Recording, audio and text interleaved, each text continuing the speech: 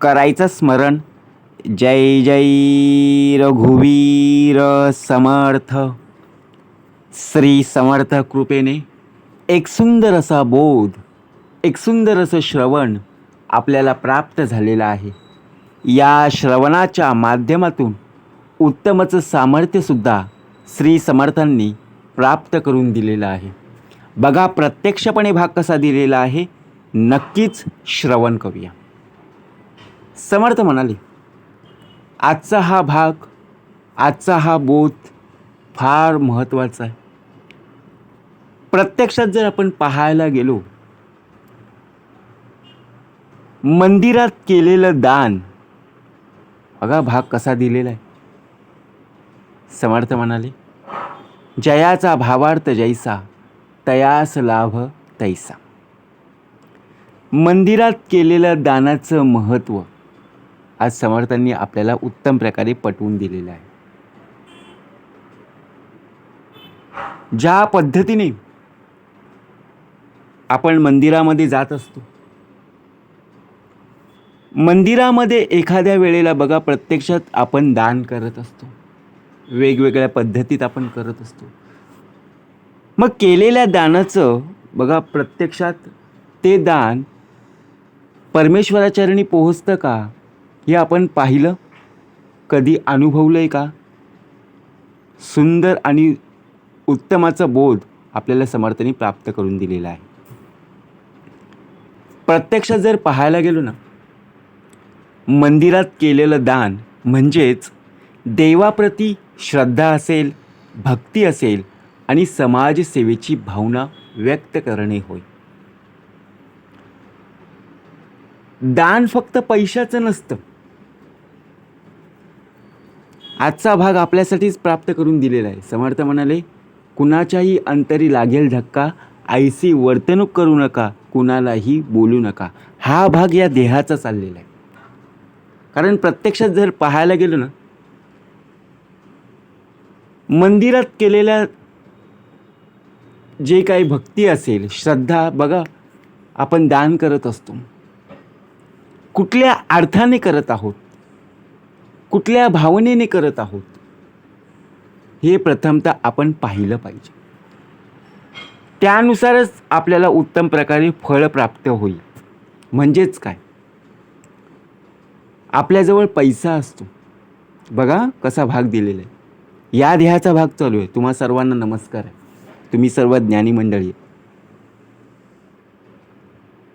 गावामध्ये मंदिर करायचं ठरवलं, कारण का, पैसा आहे. आणि मंदिर करत असताना मंदिर पूर्ण बांधून झालं, उद्घाटन झालं, उद्घाटनासाठी प्रमुख पाहुणे बोलवले, गावामध्ये पूजेचा कार्यक्रम बघा प्रत्यक्षात पार पाडलं. काय अनुभव आला की मी सर्वांना काय केलं, आमंत्रण केलं. माझ्यामुळे गावात काय झालं, एक मंदिर तयार झालं. काय आला तर मी पण आला. बरोबर की नाही? आणि सर्वात महत्त्वाचं म्हणजे मी सर्वांना बघा, ज्या वेळेला पूजा होती त्यावेळेला महाप्रसादाचा लाभसुद्धा दिला. म्हणजे अभिमान आला. जिथे आपण जातो तिथे आपण कोणत्या तऱ्हेने, कोणत्या पद्धतीने जातो, काय कारण असतं. मंदिरामध्ये आपण सहजासहजी जात नाही. काहीतरी कारण असल्याशिवाय मंदिरात आपण जात नाही. बघा, ज्या वेळेला आपल्याकडे वेगवेगळे प्रसंग पाहायला मिळत असतात, ज्या ज्या वेळेला एखादी अडचण उभी राहते, त्या त्या वेळेला आपण मंदिरामध्ये जात असतो. मग आपल्याला अडचण आली, आपल्यावरती प्रसंग उद्भवले, मग देवाजवळ आपण जातो. आता देवाजवळ केलेलं दान म्हणजेच काय, तिथे बघा प्रत्यक्षात जर पाहायला गेलो, तिथे आपण अनेक आपल्याकडे बघा प्रसंग उद्भवलेले असतात. ते प्रसंग आपण देवासमोर मांडत असतो. बघा. आणि ते प्रसंग सांगत असताना देवाला आपण काय बोलतो? देवा, माझ्यावरती आलेलं प्रसंग, माझ्यावरती आलेलं संकट बाजूला सार. काय ठेवतो आपण तिथे? नारळ ठेवतो. बघा कोणत्या पद्धतीने आपण ठेवलं? काहीतरी कारण आहे आणि त्या कारणामुळे आपण काय ठेवलं? नारळ ठेवलं. काही जण पेढे ठेवतात, लाडू ठेवतात, अनेक प्रकारचे बघा वेगवेगळे वस्तू ठेवत असतात, सोनं ठेवत असतात. समर्थ म्हणाले जयाचा भावार्थ जैसा.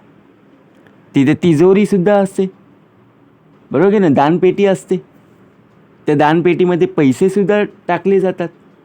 किती टाकतात, काय टाकतात? जेने विठ्ठल मात्रा घ्यावे त्याने पथ्य सांभाळावे.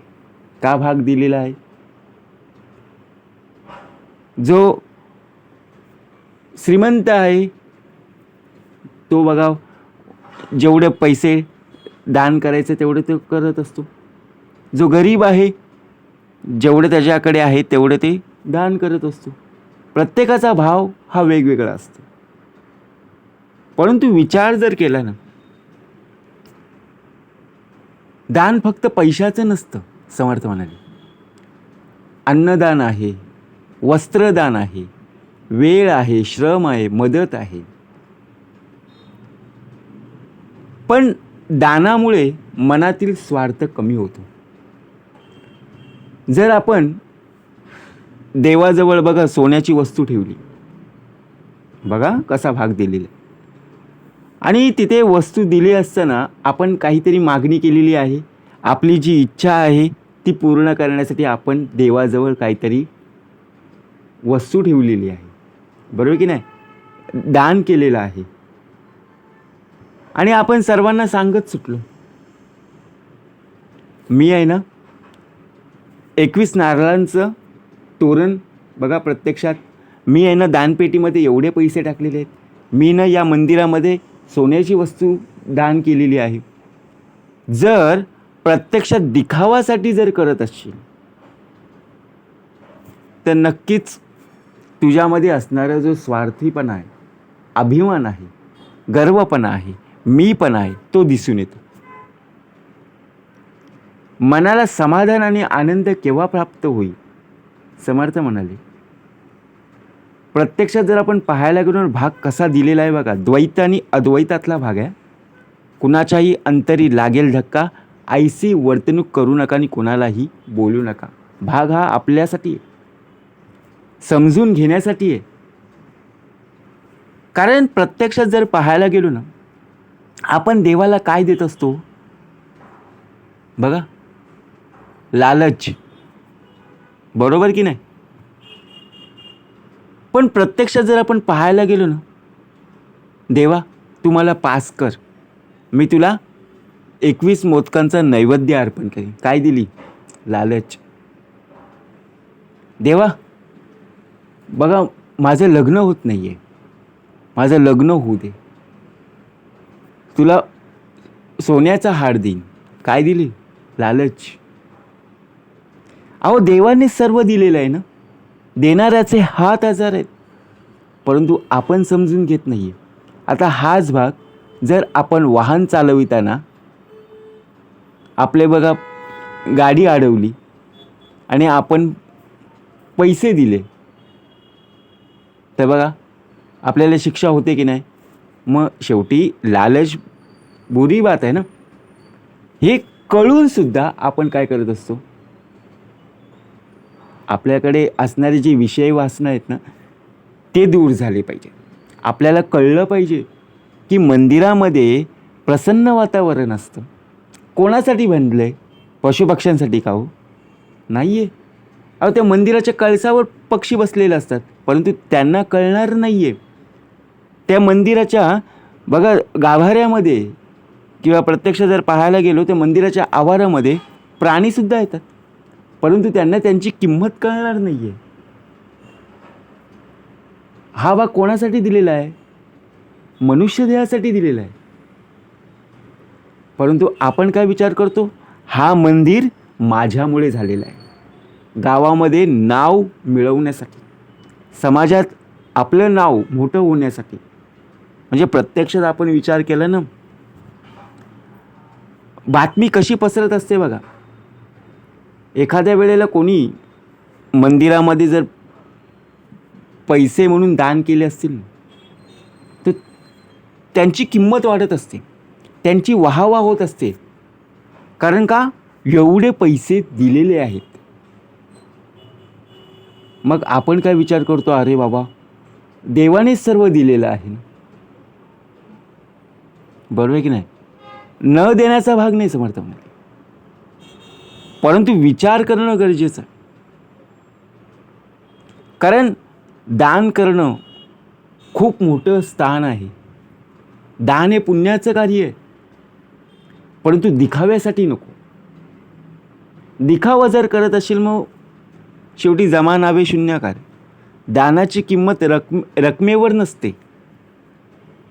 तर भावनेवर असते. मनापासून केलेलं छोटं दानही मोठं पुण्य देऊ शकतं. आता विचार जर केला ना, आपला देह आजारी आहे, बरोबर आहे? आपल्या देहाला इथून त्या मंदिरापर्यंत जाता येत नाही आहे, एवढी आपली वाईट परिस्थिती झालेली आहे. म्हणजे आपल्याला चालता येत नाही आहे. कोणी वृद्ध व्यक्ती असतं, त्यांना जाता येत नसतं, काहीतरी कारण असू शकतं. मग आता देव त्यांच्यावर बघा प्रसन्न होणार नाही का? अहो, प्रत्यक्षात जिथे वयस्कर माणसं असतील, जिथे आजारी व्यक्ती असतील, त्यांना कुठे बघा त्या मंदिरामध्ये येता येत नसलं, प्रत्यक्षात जिथे आहे तिथून जरी नमस्कार केला ना, स्मरण केलं, नामस्मरण केलं, उपासना केली, भक्ती केली, तरी सुद्धा केलेली भक्ती, केलेली सेवा देवाचरणी नक्की पोहोचेल. परंतु त्या मंदिरामध्ये जाऊन लोकांसमोर बघा गळ्यातली चैन काढून दान करतोय, खिशातले पैसे लोकांसमोर दाखवून देवासमोर ठेवते, समर्थ म्हणाले हा स्वार्थीपणा आहे, हा दिखावा आहे. हा आपल्यामध्ये नको. कारण आपला देह विषय वासनेमध्ये अडकता कामा नये. विषय कोणते? समर्थ म्हणाले काम, क्रोध, लोभ, मद, मत्सर, दंभ, संशय आणि चिंता म्हणून भाग दिलेला आहे. का भाग दिलेला? हा आपल्यासाठीच प्राप्त करून सुंदर भाग दिलेला आहे. एक गाव होतं, त्या गावामध्ये एक अत्यंत गरीब वृद्ध माणूस राहत होता. तो रोज मंदिरात जाऊन देवाच्या चरणी एक मुठभर तांदूळ अर्पण करायचा. परंतु गावचा श्रीमंत सावकार दररोज मंदिरात खूप सोन्या चांदीचं दागिनं दान करत असायचा. एके दिवशी मंदिरात एक मोठी घंटा बसवायची होती, पण ती खूप जड होती आणि एका पुजाऱ्याकडून ती उचलली जात नव्हती. सावकाराने आपल्या नोकरांना ती घंटा बसवायला सांगितली, पण ती कोणाकडूनही बसवली गेली नाही. तेव्हा पुजाऱ्याने सर्वांना प्रार्थना करण्यास सांगितलं. शेवटी त्या वृद्ध माणसाने पुढे येऊन फक्त एक मुठभर तांदूळ देवाला अर्पण केले आणि त्या तांदळाच्या पुण्याईचा अंश त्या घंटेला लावला. आश्चर्य म्हणजे एवढी जड घंटा अगदी सहजतेने जागेवर बसली. सावकाराला आश्चर्य वाटले. देवाने स्वप्नात पुजाऱ्याला दृष्टांत दिला. सावकाराचे दान पैशाने मोठे होते, पण त्यात अहंकार होता. आणि त्या गरीब माणसाचं दान कमी असलं तरी ते निस्वार्थ आणि भावभक्तीने भरलेलं होतं. म्हणून भक्तीच्या एकाग्रतेपुढे दानही, मोठे मोठे दान फिकं पडत असतं. म्हणून दान हे वस्तूच्या किंवा पैशाच्या आकारावरून मोजलं जात नाही, तर त्यामागील भावना आणि निस्वार्थ सेवा पाहिली जाते. म्हणून प्रत्यक्ष जायचं असेल ना, आपल्याला उत्तम प्रकारे भक्ती कशी करायची, त्यातून मिळणारं सामर्थ्य कसं प्राप्त करायचं असेल तर जा सद्गुरूशी शरण. जय जय रघुवीर समर्थ.